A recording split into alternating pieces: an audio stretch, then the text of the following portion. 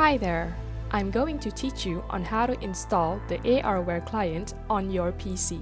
First, you need to extract the downloaded files.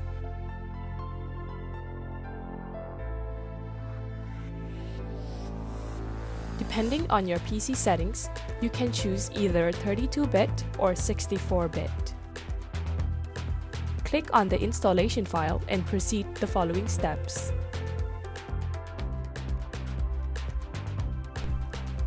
Click on the I accept the agreement and click Next. Choose Full Installation and click Next. You can change the destination on where you would install the file, but I recommend that you install it with the default setting. Just click Next and wait for it to finish installing.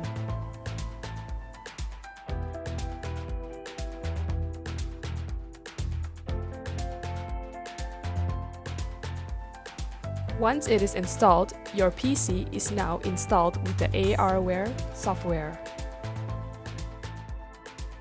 Thank you for watching this video and stay tuned for the next video.